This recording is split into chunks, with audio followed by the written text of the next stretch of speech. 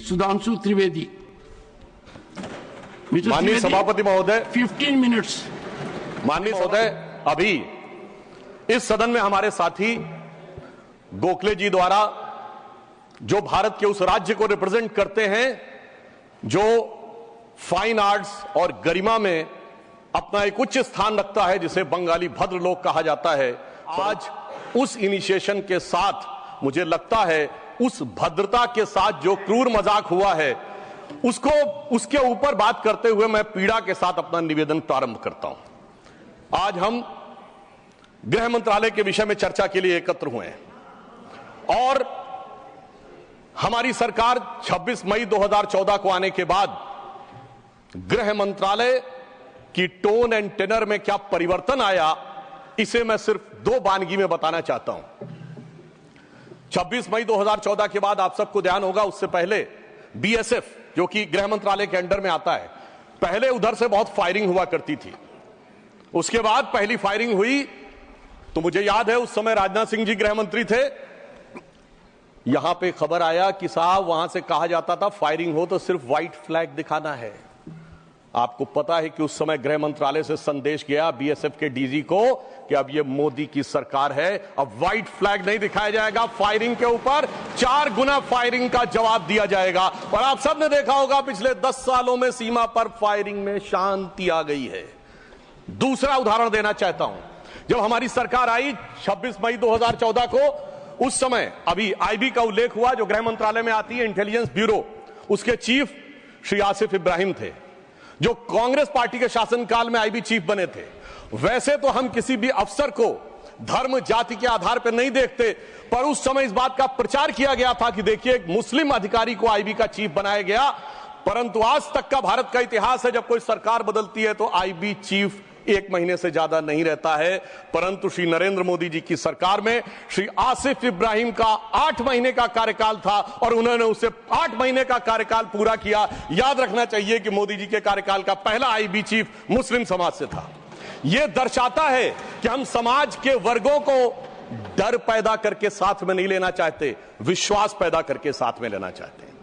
आज हमारे गृह मंत्री आदरणीय अमित शाह जी गुजरात का प्रतिनिधित्व करते हैं, प्रधानमंत्री जी उत्तर प्रदेश से प्रतिनिधित्व करते हैं। सभापति जी, यह संयोग भारत के इतिहास में 3 बार बना है। पहली बार जब सरदार पटेल गुजरात से थे और पंडित नेहरू उत्तर प्रदेश से थे तो स्वतंत्रता का काल था।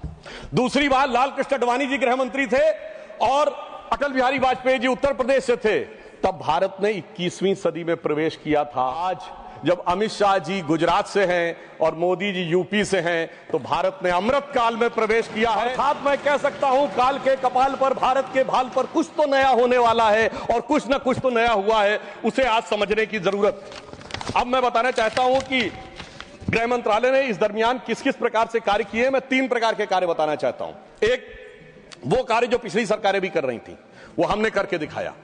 दूसरा, वो कार्य जो पिछली सरकारें कर ही नहीं सकती थी, सोच नहीं पाई, वो करके दिखाया। और तीसरे वो कार्य हैं जिसपे पिछली सरकारों ने एड़ी चोटी का जोर लगा दिया कि नहीं हो सकते, वो भी करके दिखाया। पहली श्रेणी में वो कार्य हैं, यानी मैं मानता हूं दूसरी सरकारों ने भी प्रयास किया होगा कि आतंकवाद की घटनाएं कम हो और अपराध की घटनाएं कम हो। तो मैं बताना चाहता हूं आतंकवाद की जो कुल घटनाएं जून 2004 से 14 के बीच में 7214 थी, जो 14 से 2024 के बीच में 2240 से 69% की कमी आई है।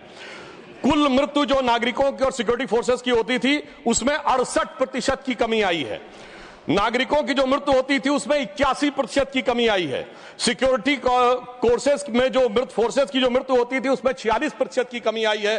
और मैं एक महत्वपूर्ण बात बताना चाहता हूं, स्टोन पेल्टिंग के इंसिडेंसेस 2010 में 2654 थे, अब 0 है। ऑर्गेनाइज हड़ताल 0 है, स्टोन पेल्टिंग 0 है, स्टोन पेल्टिंग में जख्मी होने वाले 0 हैं। सभापति महोदय, पत्थर पड़ने के दौर खत्म हो गया, मगर अगर किसी की अकल पे पत्थर पड़ा हो तो उसे बदला हुआ नजारा नहीं दिखाई पड़ता।